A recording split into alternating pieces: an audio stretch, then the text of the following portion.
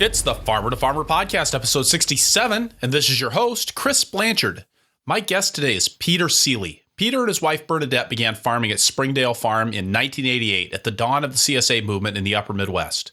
Over 25 years, the farm has expanded to 20 acres and 800 CSA shares, plus 13 greenhouses and 5 children, all located not far from Lake Michigan in Plymouth, Wisconsin. Peter tells the story of Springdale Farm's founding and growth and how he and Bernadette navigated the challenges of the new CSA market back in 1988, including the reasoning behind their decisions about core groups and distribution models that were different from the way most CSAs were operating at that time. We learn how Peter has met the challenges of farming in extremely rocky soils head-on, including the strategies he's developed for machinery and fertility to succeed in that challenging environment. And Peter shares the farm's strategies for managing four-season production and storage, including the very low-tech way they got started in doing their root storage. Springdale Farm has worked hard from the start to provide an alternative to fossil fuels for powering the farm, and Peter shares what they've learned about outdoor wood boilers and electric tractors and carts. Along the way, Peter consistently shares the passion he brings to the farm and to his life, and he even brings Marx, Hegel, and Plato into the conversation. One more thing about Peter. Like so many farmers who have shared their time and talents with the Farmer to Farmer podcast, Peter doesn't think twice about helping other farmers and farms in our movement. I was reminded of this when a beginning farmer client posted a short note about Peter buying in bulk to get bulk pricing and save on shipping, and then distributing to neighboring small farms. I've done this, and it takes time and it takes planning. And when you make your living in a community where we all do better, when we all do better, it just makes sense. So a big, huge hat tip to everybody out there who's helping their neighbor by helping out with logistics, buying in bulk, presenting at a workshop, serving on a board, or coming on the Farmer to Farmer podcast, or just getting up and going to work every day. Here's to you. The Farmer to Farmer podcast is made possible with the generous support of Vermont Compost Company, founded by organic crop growing professionals committed to meeting the need for high-quality compost and compost-based living soil mixes for certified organic plant production. VermontCompost.com. This episode of the Farmer to Farmer podcast is brought to you by BCS America. BCS two-wheel tractors are versatile, maneuverable in tight spaces, lightweight for less compaction, and easy to maintain and repair on the farm. Gear-driven and built to last for decades of dependable service. BCSAmerica.com. Peter Seeley, welcome to the Farmer to Farmer podcast. Thank you, Chris. Nice to be with you. Thanks so much for making time on a May afternoon in Wisconsin. It's not exactly prime time to be recording podcasts if you're a farmer. Yeah, but we got a good crew out there, so I think everything's in good shape. So, Peter, I thought it'd be nice if we could start off by having you tell us about your farm, how you and Bernadette came to Springdale Farm, and what your farm looks like now. Sure. We started this farm in 1988. Neither myself nor Bernadette, my wife, came from a farming background. I grew up in suburban New York City, and she grew up in the Netherlands. I went to a regular liberal arts school, Swarthmore College in Pennsylvania, thinking I'd do something with business or accounting or finance. I loved numbers. I was a bit of an entrepreneur. I took a year off after 1 year, worked making sure that I wanted to go into those worlds. I worked for half a year in the international department of a bank, but pretty much got turned off by that whole world of finance, everything revolving around money, being inside an office all day.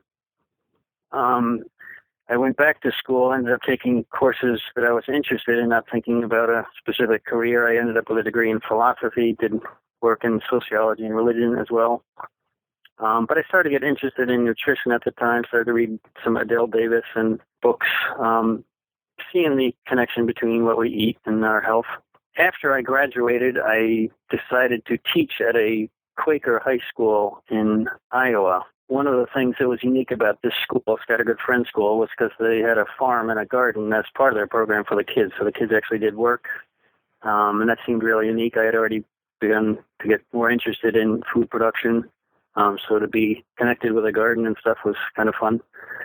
Bernadette, on the other hand, came from Holland looking to do something outside of her country, and she had a friend that had gone to this school, and the school was very small. It was a high school prep school, but they only had 50 students. They didn't have any phys ed program with the school at the time, so her friend told her, well, just write the director, tell him you'll set up a phys ed program. That was her major in her college. So she came to that school by that route, and I was a math teacher. since I had still had enough math courses behind me so I could teach math, but then I also cooked breakfast and I also attended the garden, and I was also the guidance counselor at that school. So we taught there for a couple of years, and we managed the garden there. We liked the gardening a lot. The school was doing some really unique things, but I kind of wanted to see the school do even more radical things with high schoolers, with education. And since most of the other staff were pretty happy with how it was going, I was ready to move on, maybe try something else. We had gotten the gardening bug by that point. So we decided to take a tour of a lot of different farms just to see if people could make a living growing vegetables or fruit. And it was on that tour, this was 1986, I believe, we came across the very first CSAs that were in existence at the time. And I think there were 5 of them at the time. And so we visited Lincoln and Trauger Grow and visited Robin Van Ann and John Vandertown and Yeoman Farm. Went down to Barb and Kerry Sullivan in Timberton, Pennsylvania. Ian and Nikki Robb up in Amherst, Massachusetts there. So we seemed like when we started to figure out, that we wanted to do this for a living, the CSA idea seemed like a really powerful idea. So, we visited all of them that were in existence at the time and picked their brains about how they organized things and what they did. We also visited a bunch of farms in the Netherlands. At that point, Bernadette and I were planning to stay together, and I wanted to see a little bit of her country, and so I learned Dutch, and we also did some farm tours over there to see what people were doing there. And so we came back, we left teaching, we decided to get one more year of experience. Actually, I should back up. One of my summers, I worked at an organic vegetable farm in Maine, piecemeal farm, and enjoyed that experience quite a bit too. We visited a bunch of different farms out there. So I'd had that one season as well. So we were looking about where to start something up and get one more experience. We visited a bunch of farms. We stayed a week at each of them, and then we ended up at this farm in Missouri. The guy was selling at the Kansas City Farmers Market, and he seemed to be pretty passionate about what he was doing a good job. And so from there, we got this invitation to use this land up by Plymouth, where we are now. This high wind organization that was founded on the inspiration of the Findhorn community in Scotland had bought this property, and they were looking for somebody to do something with sustainable agriculture.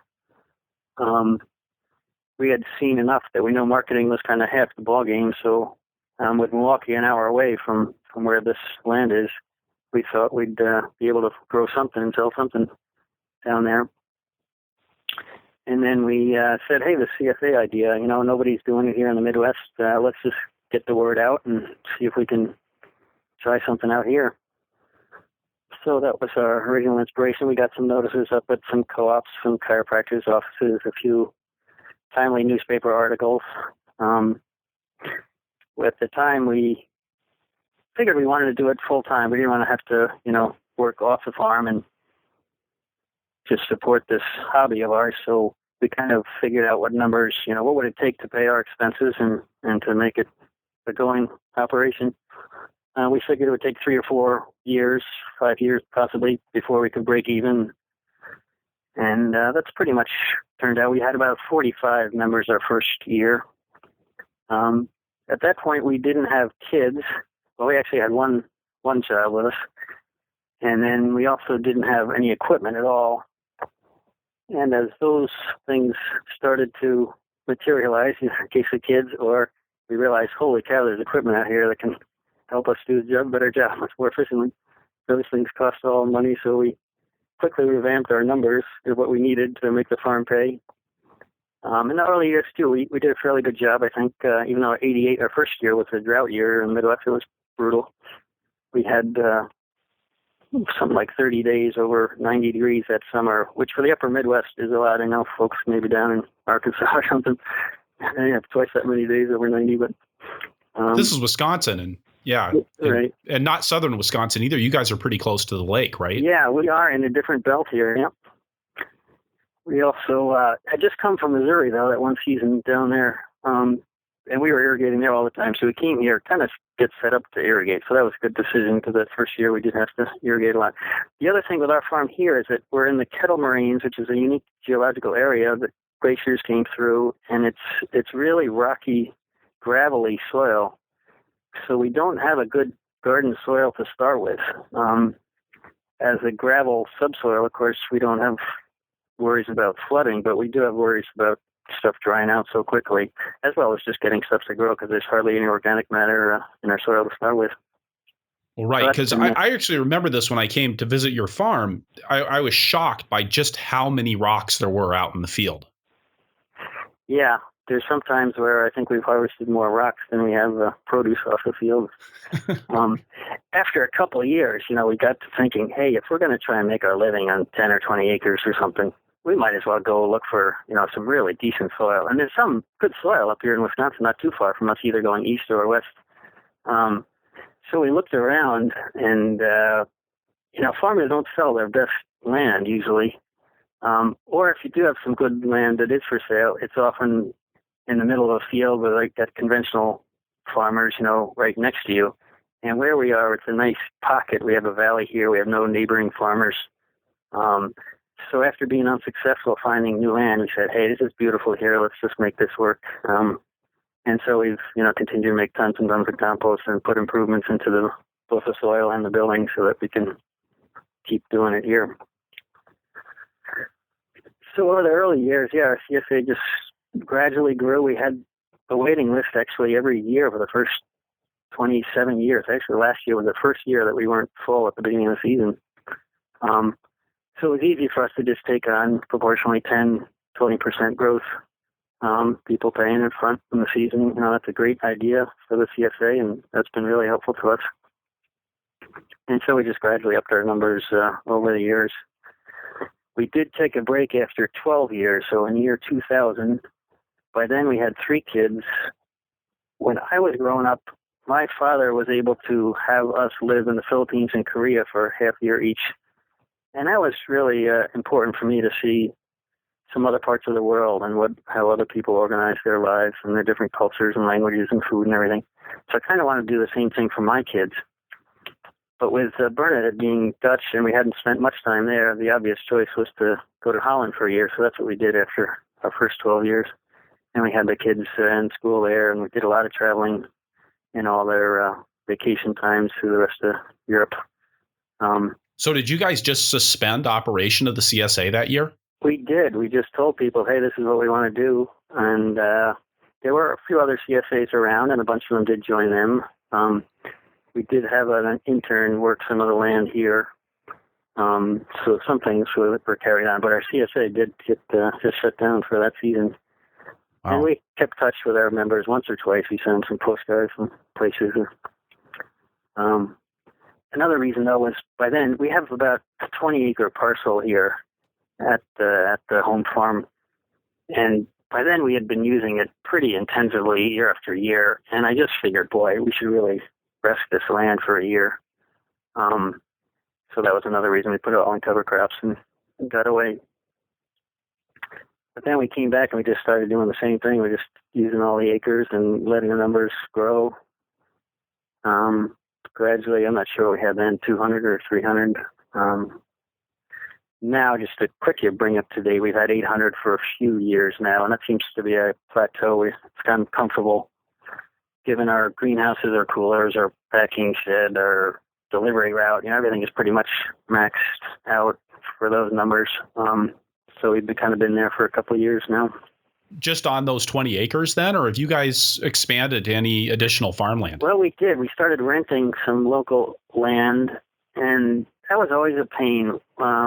Whether it's irrigation or deer control, we're just on the edge of the kettle. We have a state forest just close to us, so there's just deer roaming all the time. A long-term, use of the land, building it up and stuff. So we kind of gave up on that, but then we started saying, hey, other people can do a better job with potatoes, for example. Why are we trying to grow everything? When they can do a better job, they can do a cheaper and better product, and we can support them. So we did start to bring on a few other growers. So we've had 3 to 5 other growers putting in a total of, let's say, 5 to 20 acres maybe of assorted crops that didn't do well. Sweet potatoes was one, for example. If it's kind of cold here, we just don't get a good crop that year. And other guys around that have a little more heat units can do that better. So some of the winter squash, some of the crops that take more acreage, we let those get farmed out. Right.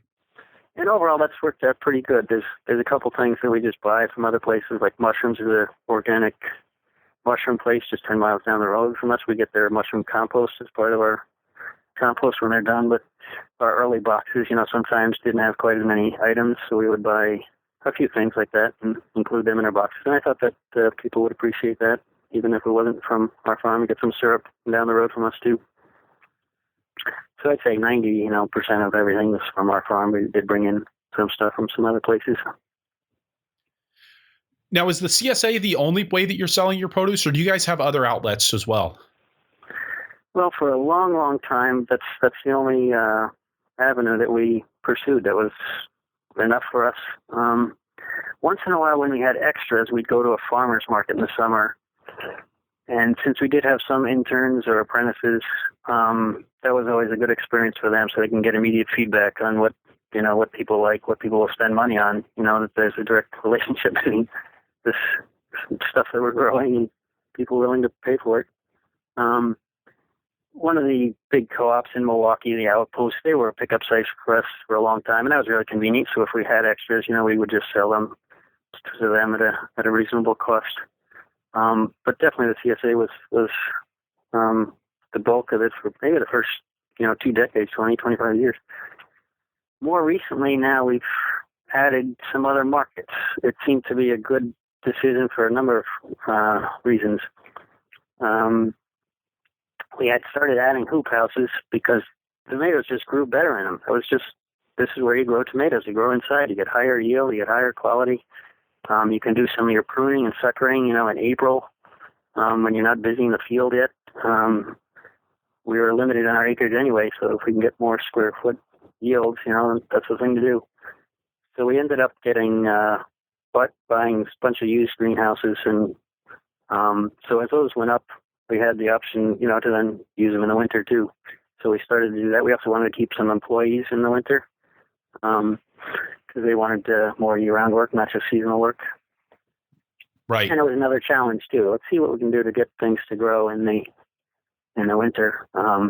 We've kind of gotten some systems down for irrigation, for fertility, for weed control, for transplanting, post-harvest handling. And that was going pretty well with CSA, but then this is the idea, hey, let's see what we can do in the winter. And of course, by then, some others were doing the same thing also. What kinds of crops are you guys growing in the winter? Are you doing the salad greens and spinach, or are you focusing on some of the larger things like the head lettuces, the kales, the Swiss chards? We pretty much do everything. In the winter, we don't have a winter CSA at this point. In the beginning, I wasn't sure exactly what I could promise people. So I was hesitant to say, this is what you're going to get. The other thing is some of our pickup sites are just garages, and here in Wisconsin, it freezes hard in January. And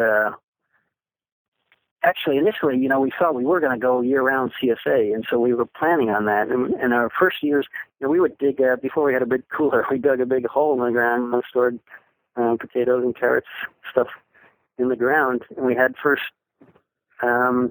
early on, we had deliveries in February and March still. But then out of a hole in the ground. Yeah. This is when we didn't have any infrastructure here at the farm at all. So tell me a little bit more about how you. I mean, I know this is a little bit of a sidebar here, but I'm kind of curious because it would have never occurred to me as a farmer to be like, I mean, even though it's obvious, right? What's a root cellar is a hole in the ground, but to just dig a hole in the ground. What did you guys do? We came across that a few places. Well, in Holland, for example, they store a bunch of their fodder beets. They just store them outside. In Holland, it's cool. It doesn't freeze so hard. So they can do that. And it's moist and it's humid there. Ruth Sineker is not too far from us. She was burying some of her beets and stuff in the ground. And somewhere it came across other guys that had been doing that. So it seemed like, hey, let's try it. But of course, that got old pretty quickly. And all we had to do was erect a few walk-in coolers to do a much better job with that. But in the beginning, too, that like the winter, it was nice to take time off. because you work so hard in the summer, you look forward to that. But then we got to the point, no, we really want to, have stuff in the winter, so that we. Well, the other thing is the farmers markets too. That's one of our main outlets. We have winter farmers markets here, and to have a nice stand of the market, you kind of want a little bit of everything. So the winter growing would involve the spinach and the greens, but also some carrots, some leeks, some kale, chard. Some of our greenhouses we had set up to heat as well, and so we had done that for a number of years. We got some big boilers that we set up in our shop, and then we can pump that hot water all over the farm to keep the greenhouses and the house and everything else going. So when you're using a boiler and a hot water system to heat crops, where is that heat going? Do you actually have pipes laying in the soil? We did bury them all over the farm, so they're buried. In a greenhouse, there's a couple different ways. One is to bury the actual pipes, so we have some that are buried, let's say 8 inches down, some PEX tubing that eventually makes its way up and keeps the fair amount of heat.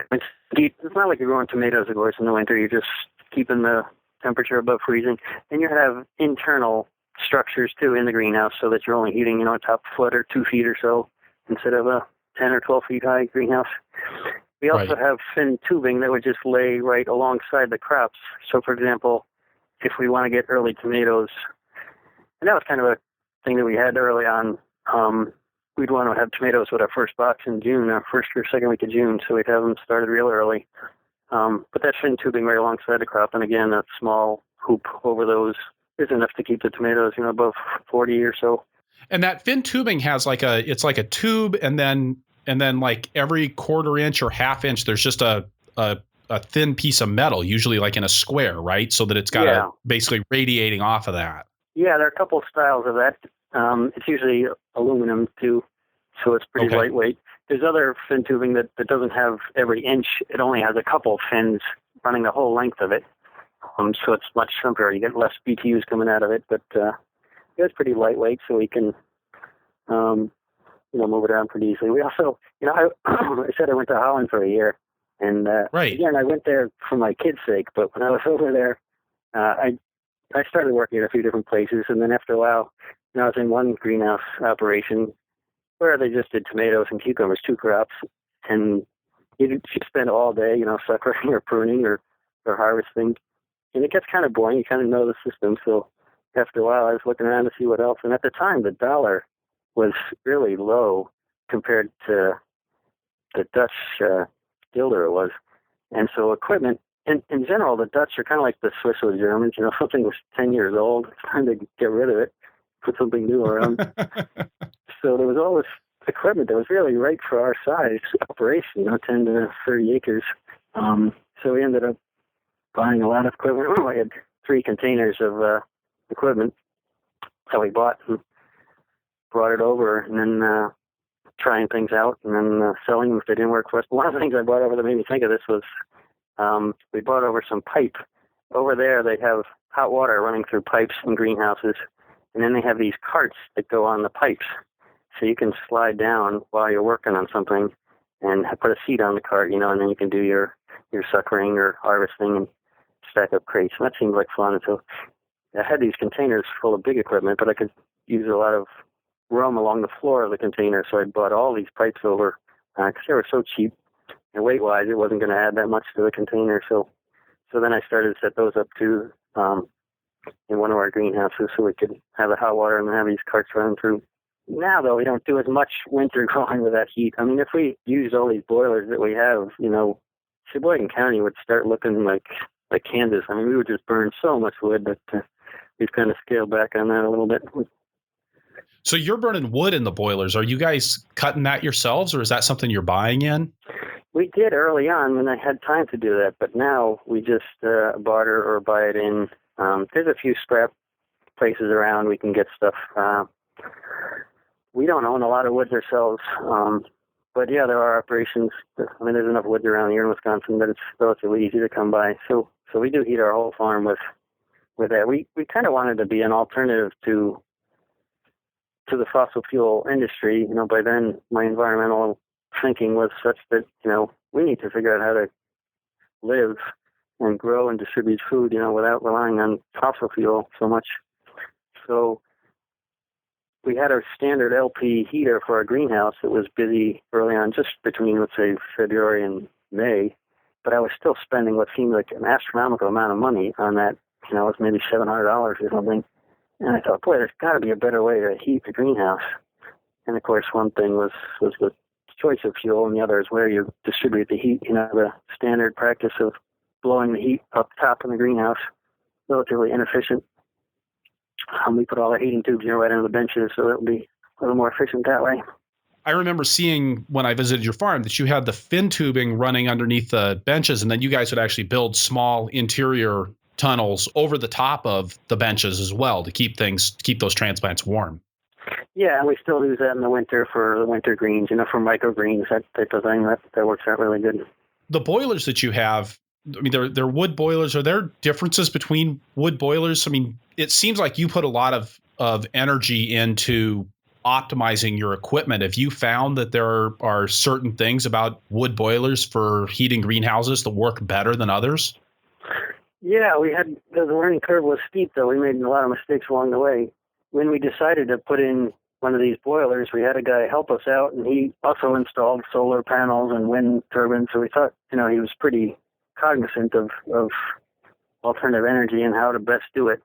But he ended up giving us one of these outdoor boilers that are very simple in design, cheaper, but incredibly inefficient and polluting. Most of these wood-fired boilers, these outdoor boilers that you see out there, the box is just a big square box. You put your wood in, you burn. A lot of the heat just goes up the chimney that's in the back of it, so you're not getting all the heat that you could be getting out of it. And then they also have thermostats that when you have enough hot water made, ready to go, the thermostat shuts the air intake, and then the fire basically smolders because it doesn't have enough air for all the fuel that's in it. And that smoldering gives off a lot of smoke, and it also has lost BTUs. So it's not only polluting, but you're also, losing a lot of potential energy. And so a couple of years after we had installed that system, it was working okay, but we didn't realize all of these ins and outs of it. A guy came to our farm to do an energy audit, and he looked over and he saw this outdoor wood boiler, and he said, "Oh, by the way, that thing is a piece of junk." And I said, "What? We just spent all this money and pipes all over our farm, to get that to work for us." And he started explaining to me how, the combustion doesn't work. And so we thought, okay, what are we going to do now? Well, let's do our research so that if we ever change this boiler out, we know what we need to get. So I started doing more research on them, and I found a couple of companies that made some efficient boilers. One was in Minnesota, and the other was over in Finland or Sweden or something like that. And I started to call up some of the guys that had them just to ask them, exactly how well they work and if they're happy with them. One camp that I called in Minnesota had about 13 of them, and they had them to heat their dormitories, their gymnasium, their office buildings, everything. The whole camp was run on them. And they said, "Well, you guys must be pretty convinced they work well." And he said, "Yeah, they work great. And by the way, we're getting rid of a bunch of them." They were getting a little bit older, and they had lost their contract with the Twin Cities, where they brought kids out from those cities, and the kids did most of the work, both cutting the firewood and then feed the boilers. And they weren't going to pay their maintenance men, regular salaries to go out and chop wood and feed boilers. So it was a good opportunity. I picked up 5 of them, and then they work much better. They have a much better flue system, so that the hot air from the combustion chambers goes through the tank a bunch of times. It's got 2 combustion chambers, so they get really hot, so a lot of the gases get burnt off. So those are the ones we finally got installed and what we're using now. Is there a brand name that you could mention for that? Yeah, sure. The Garn is the unit that we use now, GARN, and they come out of the Twin Cities in Minnesota. And they're certified. They get it all tested with the EPA. I mean, a number of years ago, I know the state of Vermont was planning on banning a bunch of these outdoor units because they just give off so much smoke and they just settle in the valley. But this is a much better unit, so it's worth the extra cost. Yeah, if you're in an area that has enough fuel wood to burn, it's great. And it's great not to have to rely on any kind of LP or natural gas or whatever. Now, you've done some other alternative energy work on your farm as well, right? You guys have solar panels on the barn. I know you run a bunch of electric carts around the operation. Yeah, a couple of years ago we did get 6.3 kW system on our barn. There were some grants, so it made it so that even financially it was almost a good deal to do, to say nothing about environmentally. At that point, we ran about a third or 40% of our farm on those panels. Now we're much bigger, so it's a smaller percentage. And then we did switch over tractors to electric. So we have 3 of them now, and each one is kind of a step up. We started with a G, like a lot of people have the Alstomers G, and that worked fine. But then we did a Case VAC that's got a 3-point. Of course, the G doesn't have much of a 3-point. It doesn't have that much power, so it's pretty limited in its application. And the latest one we did is a Ford 8N. It's a full 120-volt system, so it's got a lot of storage capacity, and of course, for the 3-point, we can put more implements on it. So that's been fun. It's taken a lot of time and energy to make those things work. There's nothing off the shelf that was there to go by. A couple of these we had shop classes in high school work on. All right. We do use these carry-all-2 electric carts for basically glorified golf carts for hauling stuff in and out of the field. They're very simple. Most people can use them, and you can fit a lot of weight on them. The ones we have now are heavy duty, so you can put 1,000 pounds on them. So we like both the quietness and me not being a mechanic. I get tired of working on carburetors or gas engines, so it's nice to have something where we can listen to the birds and the wind during the day instead of a diesel or gas engine. So I think the electric tractor is kind of interesting that's coming up again. We did an interview recently with Laura Frericks from Loon Organics in Minnesota, and they've got, I think, 3 electric tractors on their farm as well. So I think that's kind of an interesting theme that we're starting to see on farms. Have you found any drawbacks with the electric equipment? There is potentially danger with them, as there would be for a gas engine, but the voltage is high. We've never had any accident, but you need to have people that are, either everything totally shielded and, kept in good cables and whatnot. The run time, of course, when batteries run out, you can't just pour gas in and get them to go again. So you got to make sure that whatever you're doing, you're not going to stop in the middle of the day. There's a certain amount of technical expertise you need to know, except for these electric golf carts. Those are pretty simple, but once you start custom making equipment, it's not as user friendly. So you're limited in how many people can jump on there and get stuff done. So there's some drawbacks. One advantage is you can all go as fast or as slow as you want. You just gear the motors down, put the throttle down, so you can just crawl. So for any kind of application where you want smaller speeds, then it's really versatile for that. You can also, sometimes when you got an operation in the field where you need to move the tractor forward a little bit, you're harvesting or something, it's really handy. You don't have to start an engine again. You just crawl forward a little bit. There's just, like when I first did the G1, I couldn't find a small hydraulic pump electrically activated. So I think the one I ended up buying was one that a truck would use for picking up a snow blade. And of course, this thing was way overkill for our little G. So when we turn the pump on, it'll throw stuff up. It'll raise it up so quickly. You got to be careful that you can make it throw something up to the sky. But in general, the electric, they've figured out a lot of things. So, you can do just about anything. I do have a real appreciation, though, for how much energy there is in a gallon of diesel or a gallon of gasoline. It's amazing how much, work you can get out of a gallon of fossil fuel.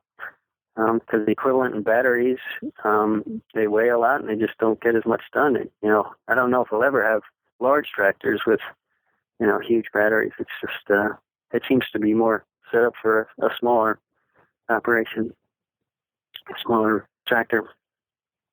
What kind of jobs besides cultivating, obviously with the G, but what kind of jobs are you guys doing with that Case VAC and that Ford 8N? A lot of our tractors end up having an implement on them, so you don't have to switch all the time. On our vac, we've got our Sutton seeder. It's a 20-row seeder that we'll seed salad mix with. On the front of that, I did put LSG fittings for the belly mount so that I can throw on any kind of a cultivator on the front of that. In fact, we've done the same thing with our farm all Cs too. We've had Gs for a number of years, but as people know, they're just the original 10 or 11 horse Continental engine or whatever. It's just not very powerful. There's not much work you can do. So we've gone to some of our bigger cultivating tractors or all the farm all Cs. But in the front of those, sometimes I put the G mounts too, since I have all this G mount equipment. We use that there too. What other things we use? Sometimes harvesting, if you're just hauling a trailer, it's handy to do. Okay. Some transplanting. If you don't have a huge, heavy 3.1, a lighter one, or one that's on that's got a ram for lifting it up at the end of the rows, those tractors could do those too. We do have working PTOs on them and haven't done too much with it. I mean, we can put a mower on or a small tiller on the Ford now. So it's really? exciting to try that out. But now our farm is gotten so much bigger that, I was hoping at one point to have only electric tractors on our farm. But unfortunately, that's probably not going to happen. We just have more acreage now to work.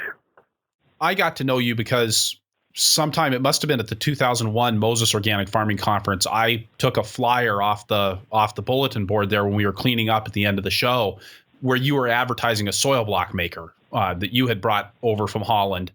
Probably came over when you brought stuff home from your year off.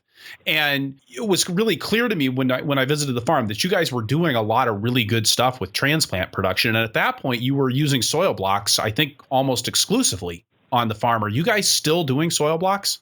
Yeah, we ended up not using soil blocks anymore for the usual reasons. I think that people stop using them. One is they just take a lot of potting mix. They're very heavy. They take up a lot of room in the greenhouse. Transplanting the blocks doesn't go quite as smoothly as transplanting, a regular cell type that's narrow pointed. The plants themselves are the best. They're just beautiful transplants. They do a great job. Since we had the machines to actually make them out and actually machines to transplant them too, we were set up that way to do it, but it still seemed like overall people were using plugs and they were successful with it, and you could get by with a lot less mix and a lot lighter flats and easier transplanting. So we ended up doing that. So we no longer use the blocks, although, it is a great system. In Holland, a lot of farms there use blocks, and they have equipment, transplanters, that are set up just for blocks too. So it's still a pretty common thing over there, but here we went with the plugs. What kind of plug trays have you guys gone to after so many years with the soil blocks? We really disliked the flimsy black plastic ones, so we started to look for alternatives, and now we have 3 different kinds of the hard plastic ones. We have plastomers, we have the wind strips, and something else. We have had speedlings in the past, so we kind of have a little collection of a few different kinds. Mostly the hard plastic ones. They will last forever. Yeah, I mean, I think you can even drive a tractor on top of them, and they survive. Yeah, we drive over ours with a skid loader occasionally by mistake. We can still use them. And are you guys making your own soil mix, or is that something you're buying in? Early on, like many farms, you just want to do everything yourself, and we were guilty of that same attitude. Saving money, of course. So we made our own mix. We made our own compost. We did a good job with the compost, and then added some peat moss and vermiculite. And we also had an old guy living on our farm.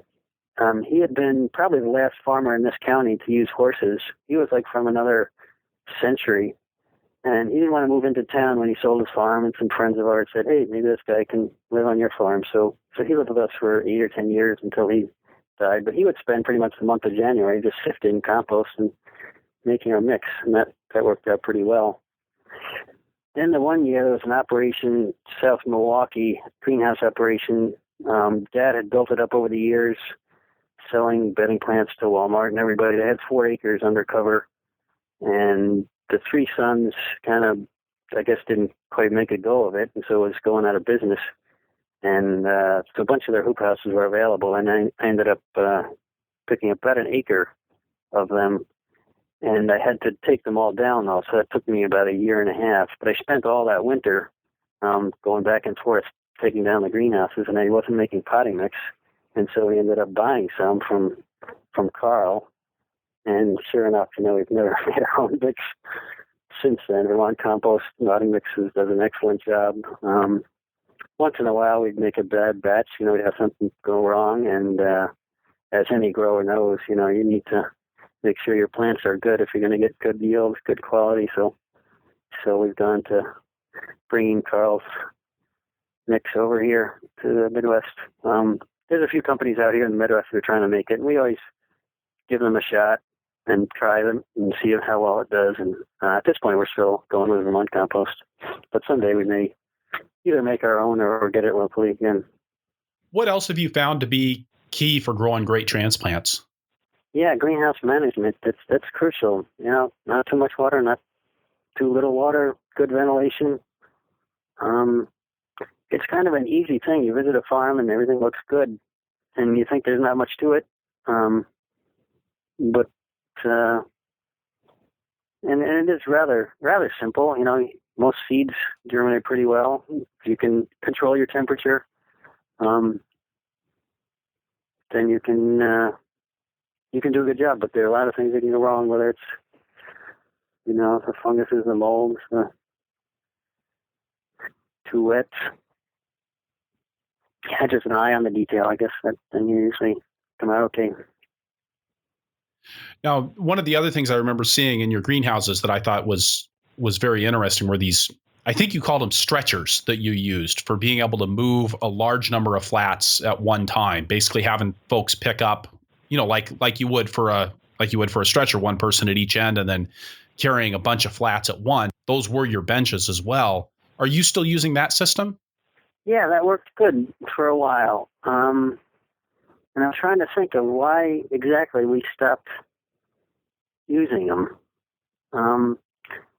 Now we pretty much throw the flats in black crates that can stack up. The other thing we did in our new transplant greenhouse, we built another one when our size kept, necessitating more greenhouses. The place that I was buying stuff used from in Milwaukee had a monorail system in their greenhouses. And since I was buying the whole thing, I took it down. It's something that's pretty expensive. I wouldn't buy it new. It wouldn't be the first thing I would buy.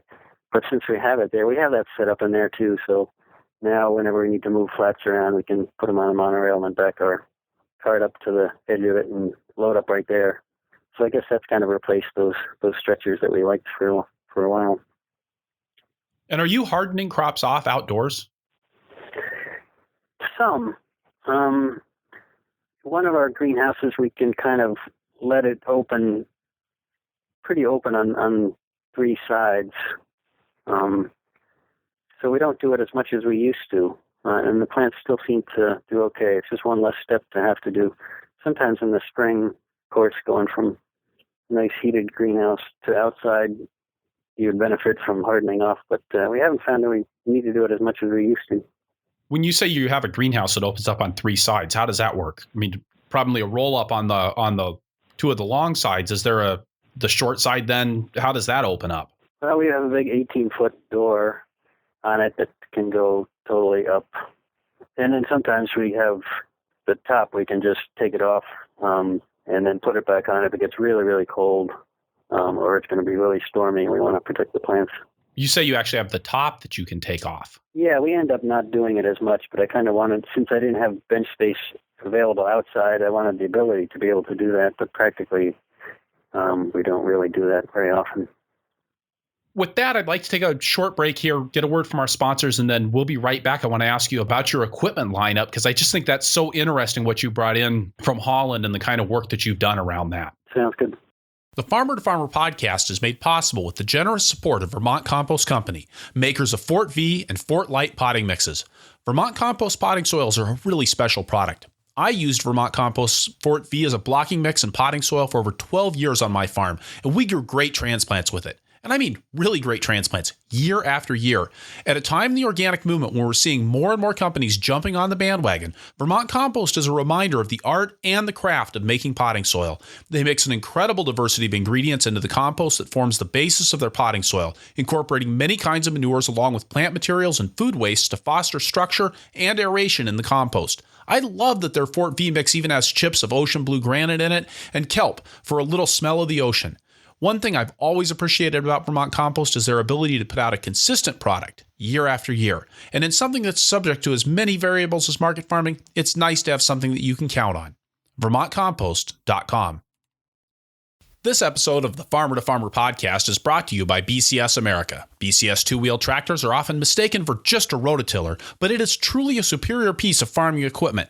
Engineered and built in Italy, where small farms are a way of life, BCS tractors are built to standards of quality and durability expected of real agricultural equipment, the kind of dependability that every farm needs. On my own farm, we went through a number of so-called solutions before we finally got smart and bought a BCS. Even though we owned a four-wheel tractor to manage our 20 acres of vegetables, that BCS tackled jobs that we couldn't do with the larger machine, from mowing steep slopes and around trees to working in our high tunnels. Whether you're looking for a rototiller, power harrow, rotary plow, flail mower, snow thrower, sickle bar mower, chipper, log splitter, or just about anything else, you can run it on a BCS. Check out bcsamerica.com to see photos and videos of BCS in action. It's pretty cool. bcsamerica.com. All right, and we're back with Peter Seeley from Springdale Farm. So, Peter, like I mentioned earlier, I got to know you primarily through this equipment avenue, and I think locally here in the Midwest, you're kind of known for your work with different kinds of equipment and kind of trying to optimize things and finding things that are really specific to different tasks. I remember you showed me one time you had a Brussels sprout harvester. Where you cut the stalk off the plant and then shove it through this thing and it would pick all the Brussels sprouts off. And it's something that you don't seem afraid to experiment with and invest in different pieces of equipment in your operation. Yeah, we did find out early on that a good functioning tool pays for itself many times over. And then the question is, okay, which of the tools are the ones that you need for your operation? Which ones are going to work for you and which ones are not? And since I didn't come from a farming background, as I got exposed to something else, I'd say, oh, that's interesting. Let's try it out. Let's take it out in the field and see what it does. Most of the time, of course, when you buy older, smaller equipment, you're not going to be putting out that much capital to get it to your farm. And then there's usually a market for it again if it turns out to be something that you're not going to use. So I didn't have to worry too much about trying things out. But then, figure out, okay, how well does this tool work for you? And does it, fit your operation? There are some tools like, we got excited about the Yeoman Plow. I don't know if you're familiar with this one. It's a deep subsoiler. You don't need as much horsepower to pull it as other subsoilers. By the way it's designed, it cuts through the soil. It doesn't invert things that well. Right. It seemed like such a fantastic tool, so I had to get my hands on one, of course, and then we used it on our farm some. But remember again that we're farming on gravel here, and we just don't have that much of a compaction problem to counteract. And when we pull through a plow through, we end up pulling up some big boulders. So it's a tool that for us, didn't really fit our operation that well. So it sits on the back lot and doesn't get used as much. Other tools, that we've played with, I did the math. I was a math teacher, of course, remember.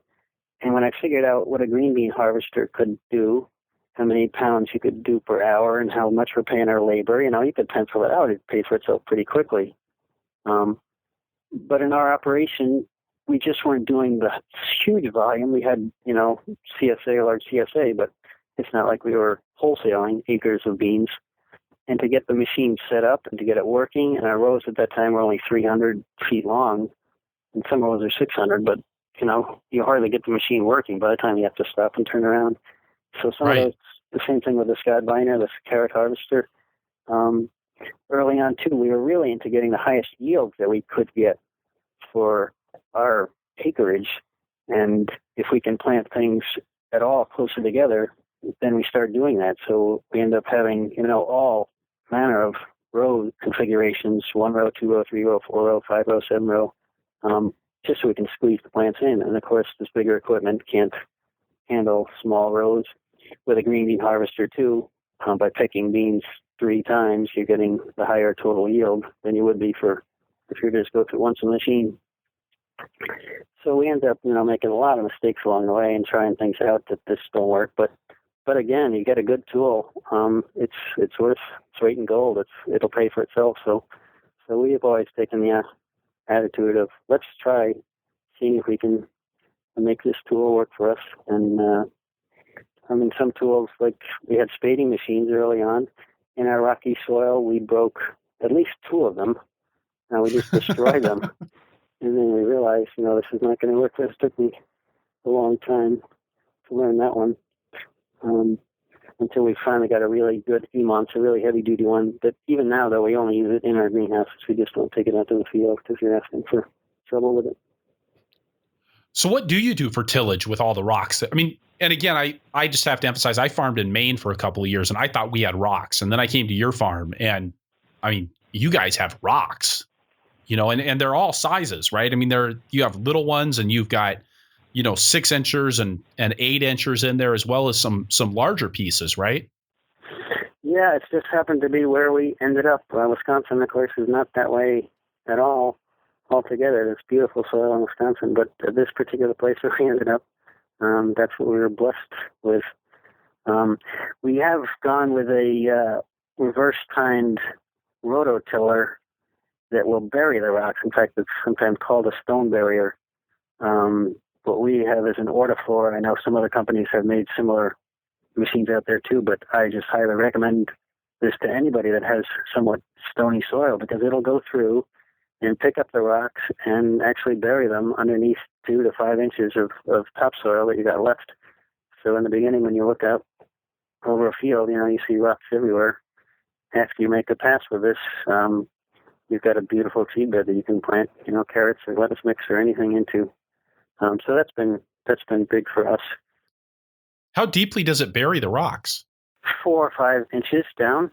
If I'm doing some cultivating with some deeper shanks, they'll start pulling them up again. And even sometimes 2 or 3 inches down, like basket weeders will sometimes, the basket weeders will say, you shouldn't use in rocky soil, and you shouldn't, because sometimes, your rocks caught in there, and then they start plowing the soil and burying all your crop. But it's still a great tool, so we still use it. But sometimes even a basket weeder will pull them up a little bit. But at least initially for the planting, maybe the first cultivation, you have a pretty decent soil. Most of the other equipment would pretty standard, the disc and the chisel, various cultivating equipment. We took some time off this winter with our kids still at home to go out to California. And it was a family trip. We didn't do anything farming. Said, well, at least let me go to the Eco Farm conference in Monterey. So I was there. And one fellow was explaining his small farm where he doesn't till at all. And then I have to blame you, Chris, for pointing me out to Patrice down there in Arkansas or Missouri, somewhere down there, who's doing the same thing. Not tilling, and now I'm just so excited. I started to change some of my tractor configuration, my tire spacing, so I can take at least a few acres and try, not tilling the soil at all, because I feel like over the years overall our yield and our quality have improved a lot. We put a lot of compost in, and things are working pretty well. But I still feel like we're just tilling too much. In the limited time, for example, that we get cover crops in, because I got to get something planted again pretty soon after that, you just till in the soil again, without really letting cover crops do the ultimate soil regeneration that they can do. So more recently, I'm excited about how we can implement some of the no-till strategies, but still use some of the equipment that we have and not bend over, on our backs. We don't want to do it our whole life, work so hard. So if we can use some equipment, that saves our backs, then that's worth it. What kind of long-term strategies do you guys have? I mean, I know you're not a spring chicken anymore. You mentioned while we were chatting on break that you're getting up there towards the average age of farmers now. And, but I mean, you've got a lot of years that you want to continue growing vegetables on this place. What's the long-term strategy for making sure that soil stays in shape? Yeah, to a certain extent, we kind of set out what we wanted to do. We wanted to pay for ourselves and grow food for Southeast Wisconsin people and train other people and use the CSA model. And to a certain extent, after a couple of decades, we kind of did it. And then what is next? What should we do? So we had asked our neighbors a number of times if they had any land that we could rent or buy. And at the time, they always declined. But then a couple of years ago, we did see a for sale sign on this property not too far from us. And there are not that many working farms right in our area. There's probably as many gravel pits as there are working farms. But we immediately called a real estate agent and said, hey, the sign is for sale. What are they asking? What's the situation? And they said, well, this piece is for sale, and there's another little piece down the road, too. They're selling both. It's the same owner. And it's somebody that we knew. We had bought some of their bird carvings. He was a wood carver. And so we kind of asked them directly because, we had asked them before, why didn't you just come to us? And they said, well, we just wanted to go through a realtor that's more official. So there was a 10-acre piece that was flat, nice soil, not as gravelly as our place. So I said, boy, let's at least get that one. And we don't really need another farm, other buildings. But then so they asked us a certain amount, and they said, okay, we'll buy it. Great, 10 acres, we can afford that. And then the realtor said, well, by the way, you may want to increase your offer because even though they listed it for that amount, other people are offering more. And so I said, oh my, is that how it works? You can't just, pay what they're asking. So then we thought about it. Especially because the guy next door, the neighbor, his wife had just won the lottery with a bunch of Sargento employees, and each won $1 million. So we knew, and this guy was interested in some extra land, so we knew, we were going to be bidding against this guy. But to make a long story short, the realtor said, well, make an offer on the farm too, and then they'll strengthen your bid on the other acreage. And we made a relatively low ball offer on the farm after doing some penciling, thinking we could, make the payments on it all. And even though we really wanted only this 10-acre piece, and immediately, without any back offers or counter offers, the folks, they had known us, and they kind of were happy to honor our commitment to soil stewardship and local foods. They accepted our offer on both of them, and so all of a sudden, holy cow, now we got more acreage to use and play with. So along with that bigger acreage where we can use a better cover crop rotation, we started to look at other markets too, other wholesale markets, both going further away towards Chicago, becoming certified organic. We had never certified our farm before. With our CSA, people always could visit us and see what we did, and we never had a problem getting members for our CSA, so we never really troubled to get the certification. But that's something we're likely to do now. That's a lot of expansion, and you're talking about actually growing the size of your operation, not just being able to farm more extensively or put more land into cover crops, but actually to increase your output to where you would need to be looking at other markets. What's driving that? Is that an economic decision on your part? Is that just a wanting to feed more people decision? There's a number of factors involved here. One is that we kind of want, if our kids, we have 5 kids now, 3 are up and out of the house, 2 are still younger. If one of them would want to be living with us, close to us, on any of our property, and now we have another property that there would be something that they could tap into. Another is the markets are kind of there. for the taking. It seems like we're not really looking around too much. We just get calls from institutions, from co-ops, from restaurants, asking to get our stuff. We do have employees. For a while, it seemed like the CSA was enough. We make a living doing it. But then when we started to take employees and they wanted year-round work, that kind of changed things because we want to be able to pay, relatively decent wages.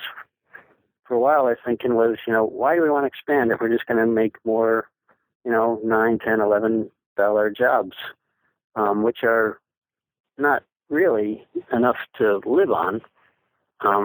But there are people that want those jobs, and if they have a spouse that, makes the bulk of their income and they can work part-time. So we had the labor there. We've had always people, looking for work. And we had the markets, and we had the equipment, and then we had financially, I think, the numbers should work out. So everything was kind of in place. If anything was missing of all those things, then we probably wouldn't have made that jump. And it's a challenge, too. Sometimes you're ready for a new challenge. The soil over there is a little different. The terrain, it's funny, just a half mile away, how different an operation can be. So it's kind of fun to have something new to work on. Also, we had farmed out, as I said before, some of our crops, and now we can bring them back and we can do them here again and do a little better job with them. Things like potatoes might make sense if you're not farming rocks.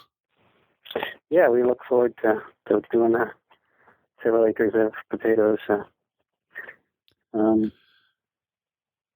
Now, you guys are making your own compost now still, right? You mentioned that was something you were doing in the early years. You've continued to do that, right? Yeah, we did find that we had to add significant amounts of things to get stuff to grow well. And compost was the natural product. It was cheaper than any kind of bag fertilizer. We're in dairyland here, so there is dairy manure available. There's also horse farms and some chicken manure, some mushroom compost. There's a variety of materials we can work with. After a couple of years having pretty good success, I still thought that we should be able to do better. So I did take a course on composting with the Lubkes, who were Austrian farmers that had a following in Europe with their controlled microbial composting techniques and equipment. And they came to the U.S. in a few years, and so they had week-long composting courses available. So I took that, and that was really helpful. Then I can get a better idea of what exactly is good quality compost and how do you make it. A lot of these things we can read about in books, and it's fairly simple, but to actually go, in depth into it was really helpful to me. And then so we've continued to make compost, and that's the bulk of what we add to our soil to improve the soil and to maintain the fertility. And it is kind of neat over the years to see how the tilth has improved.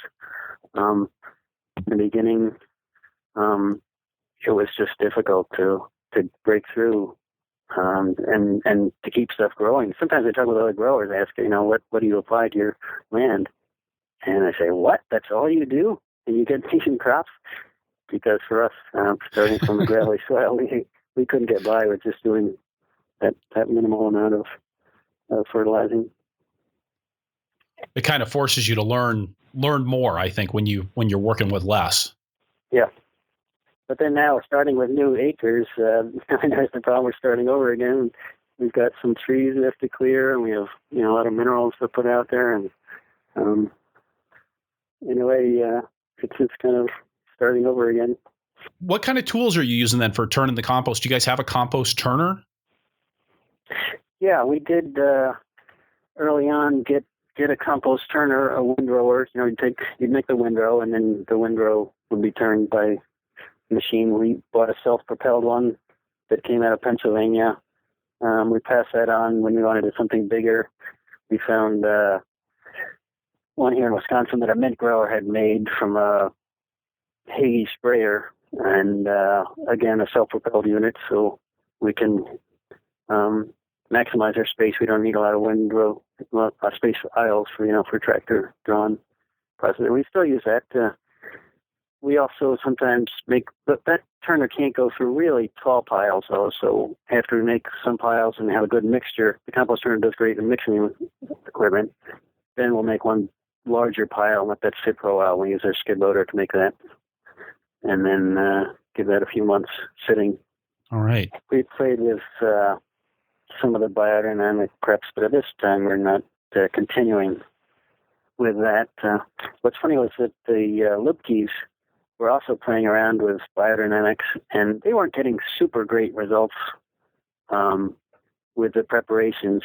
But then they tried Pfeiffer's preparations. Pfeiffer, of course, was a German. He came to the U.S. and brought some of the biodynamic principles with him, and then he carried on stuff here in the United States. And Pfeiffer was also a microbiologist, so he actually did a lot of tests to see exactly what was going on, in the compost. But when the Lipkes brought some of the Pfeiffer's compost and BD preps back to Austria and used them, they got incredibly good results. So they carried on with using those preparations, and then they ended up making themselves on their place. That's something now that you've kind of backed off of. Is there a reason why you've stopped using them? Like anything, you kind of like the Masanobu Fukuoka, is the best at it. What can you cut away? What can you stop doing? So you're not doing so many things. Another example would be stirring the compost tea maker. We got excited because it seemed like that might solve some of the minor problems we had with some of our crops, to make this, biologically active compost tea, following Elaine Ingham and others that have shown that it can be really beneficial. In fact, the compost tea maker we bought came from a New York wine grape grower who his pesticide bill was annually $60,000 or so, and just by spraying compost tea on his crops, still conventional, he's not organic, but he could cut his bill down to $5,000 or so a year. So it seems like there's some things going on with compost tea that are really helpful. And hearing, too, that some of the big guys, Dole and others, on spraying compost tea over by airplane over huge acreages. So we have one of those and used it for a while. And I'm not really sure how much it helped our operation. Sometimes things did really well, but I think they might have done well without it. So we let go of it in a while. And I guess the BD preps are the same thing. We do try to inoculate piles with some old compost, but whether we need, extra things like that, that dialogue goes back way back between Robert Rodale and Pfeiffer. Rodale was saying, hey, stuff will degrade naturally. You don't have to do anything. You don't have to add anything. But Pfeiffer was saying, well, actually, you can make things go much more orderly and much better, if you add some of the preps. So I think that's a discussion that's been around a while, and they still carry on. Of course, it just depends on the situation, on the materials that you're using and what your end product is, what you need, to come up with. The biodynamics and the CSA movement were pretty closely intertwined when you guys were getting started back in 1988. Was that part of why you were looking in that direction? Sure. As newcomers to farming, we were open to anything. And, I think 4 of those first 5 were heavily biodynamically oriented. I did take the course with Alex Podolinsky from Australia, who at the time, he was making as many preparations himself personally as the rest of the world, I think, combined, because he was making it for all 2 million acres or something in Australia that was under biodynamic management. And he seemed to have a lot of interesting ideas and experience, so I was happy to be able to study with him. With the Zinnikers right in our backyard, I had occasion, obviously, to ask them lots of questions, but Ruth a lot of time would say, well, you have to figure it out yourself, it's not, and some of the biodynamic things are not that intuitive to me, to bury orange or these kind of things or hanging from a tree, intuitively you don't really come up with that, I think, although Steiner, I guess, did. But so we did, experiment, and we made the preparations here on our farm too, but I couldn't really see exactly that it was making huge difference. And for us, then, just to be able to plant on time and weed on time and irrigate on time and harvest on time and deliver things, just to do that well took all our efforts. So we weren't sure if spending the extra time with the stirring and the applications, whether it would be that beneficial, especially too in a vegetable operation. You're just planting all the time, so it's not like you can do it once in the spring and put the 500 or the 501 out there. Right. It's sort of an ongoing, pretty labor-intensive process. But I am open to, and I think people should be open to other influences that are out there that are hard to either put down into numbers or technically, at least sometimes it takes us a while to figure out a language to explain, what is going on in our soil or in our guts, for that matter, for our human health. So I think we should always have an open mind to seeing what other people are experiencing and learning and sharing. I know for me, I read some of the same books that a lot of us did, whether it's Jevons books and of course Elliot Coleman. He's been a great pioneer in many respects. But Ruth Stout was another one that wrote a bunch of books. Ruth Stout was a gardener and mulched everything super heavily.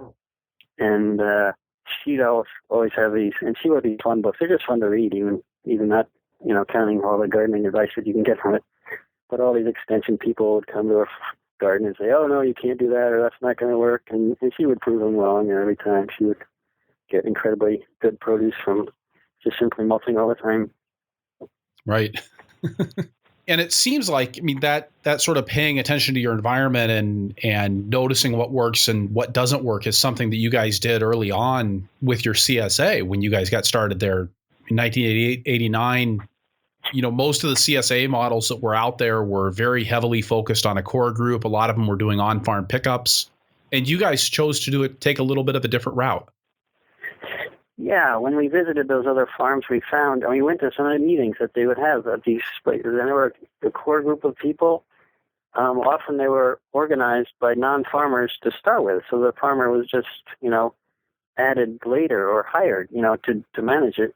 And we liked that idea of a CSA, but here we're moving to a state where neither of us grew up. And in fact, for Bernadette, that wasn't even in her home country. And yeah, we wanted to do this, but there wasn't a core group, welcoming us. So we had to choose some things that were different from how the first ones were set up. And one practical decision we had to make, too, was the first CSAs all had bulk distribution on their farm. So people would come and they could choose out things and take, quantities. But we didn't have any pickup sites set up. We didn't have anything ready to go. So we thought, well, we just have to get the boxes made at the farm and then deliver them and see if that would work. And so that's what we started to do, and we've continued that. Once in a while, we play with bulk distribution on our farm again. But for all the work that it takes to set that up, it's much easier for us to just do another bunch of boxes for the farm pickup. Our farm pickup is only, maybe 10% of our whole CSA at this point. So that was, one thing that we had to do. How much community involvement do you guys have with the CSA? 800 members, it's hard to even keep track of that many people, much less, know them. In the beginning, we really liked the contact. We were again new to the area, and we wanted to know the people that bought our food. So we would have monthly potlucks and meetings at the farm, something going on, 5-6 times during the season. And those are all really important to us. After a few years, when we had loyal support, and sometimes we'd get, 60, 80 people coming to these events, and I felt like it's just too much. I can't talk to everybody there. And we don't really need it anymore. So we kind of backed off on that aspect of it. More recently, we still will have events here at the farm, although we've never really gotten into that like many farms do, whether a pizza night or something like that. So it's been important to us. The other thing we have is a lot of working members that will help us with the boxing. Boxing, of course, is bagging. It's a big thing. if you're going to pre-box your CSA shares, there's just so much work that goes into that. So we have 60 or so members that will come once a week and exchange their 3 hours for getting their box. So we have a lot of local people that are involved in that as well. But the CSA, they have been there for us for a number of reasons. One another, too, that 3 times during our history we wanted to buy equipment or invest in something that was more than we could budget over the short term. And we asked our members, hey, could you help us out doing that, either by loaning us money or by buying vegetables for several years in advance. One time was for the Compost Turner itself. Another was for the PV panels, the photovoltaic solar panels on our roof. Another was for, I think, one of the speeding machines that we got. But and each time they came through. And then some people just donated money, too. They said, oh, no, don't worry about paying back. We appreciate what you're doing. And that was just really great to have that support from our members. Has there been anything that you've done in particular to cultivate that support among such a large membership? I think most of our efforts were probably more in the first, 10 or 15 years. But still now we have a newsletter we send out every week, and it's not extensive. It's not as beautiful as some, but, we honestly say what's going on, and they feel connected enough, and they come back enough. I mean, that's the other thing. We probably could have made more money on our farm if we'd chosen 4 or 5 crops and did a really, really good job with them and gotten really efficient that way. But because always people came back and they'd start the season and pay us, we just have continued with that CSA model. What kind of a retention rate do you guys have? A few years ago, we actually did the numbers, and we don't do a lot of software system, and we do have Small Farm Central to help us with our web store and stuff, but we don't have it all on spreadsheets as you so eloquently advocate everybody to doing. But we've usually been an 80-85% return rate. One of the things that was comforting to me was that when I asked, so we went back and we interviewed all people that didn't come back, because this is for a conference or something like that, to figure out, what's going on. And then the folks that didn't come back shared many of the common reasons. They, can have forced to buy a box every week. It's not everything that they want in there. They move, they travel. But very few of them said it was the quality of the vegetables or the price that was a reason for them not returning. And I felt good about that, because we always wanted to make our shares something that average folks could afford. And we wanted to make our quality good enough that it would sell on its own. So for the most part, the word of mouth has always been our main form of advertising. So we've never had any marketing budget to speak of. In fact, in Milwaukee, we have a event that's held annually now, CSA, meet the CSAs in your area event. And for a long time, we were the only farm there, and it was, really? It was our thing. And now, last 10 or 15 years, we've had 10 or 15 farms there. And for many of the years, too, we didn't even go because we didn't need more members. I just didn't want to spend a day sitting there when, we're going to fill up anyway. But it seems that around here, anyway, and it seems like it's the case in the rest of the country, too, the CSA movement maybe has hit a peak, and it's not as easy to find members. So we did actually go to the event this year, and some of the other farms noticed that we were there. We hadn't heard, what's going on? Springdale Farm's filling up this year.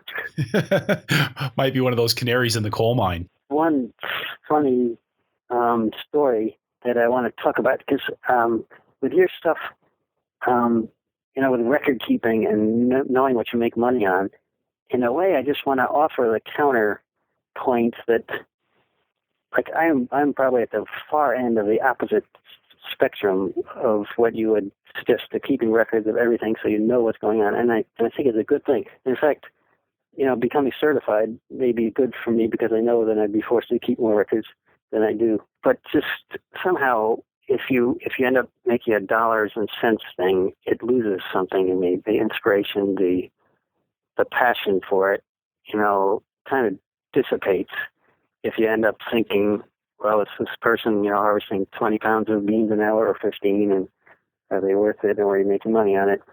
So I've been less reluctant to spend a lot of money or a lot of my time, on that kind of record keeping. So just that there's another way of running a farm that isn't so record keeping oriented, but still we get stuff done. We move a lot of produce through our farm. And you're clearly doing a good job of it and making a living at it, which I think is, ultimately that's the number that really counts the most.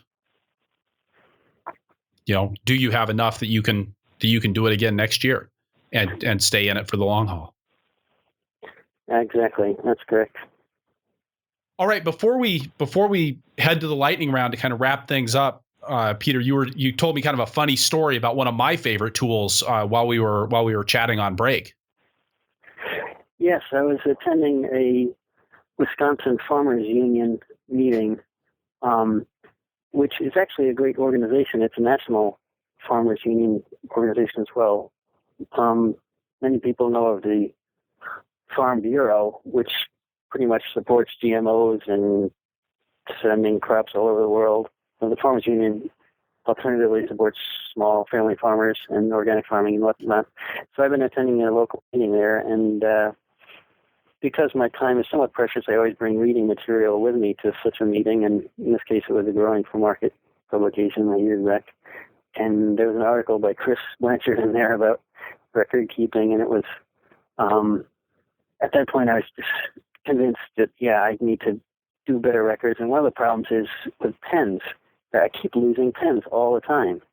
And you suggested, hey, folks should go out and get a space pen, which is a pen that you can write upside down and it's waterproof and whatnot. And I was so excited by that idea. I thought, boy, as soon as this meeting is finished, I'm going to go find me a space pen.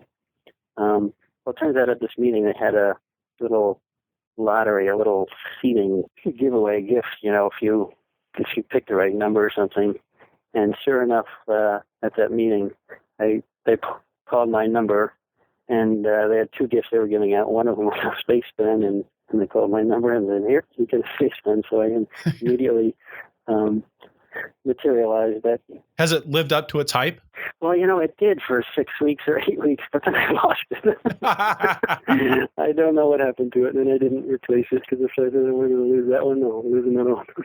I know I said that was my last question before the lightning round, but I do want to ask you one more, because you guys are up over that $500,000 in gross sales limit.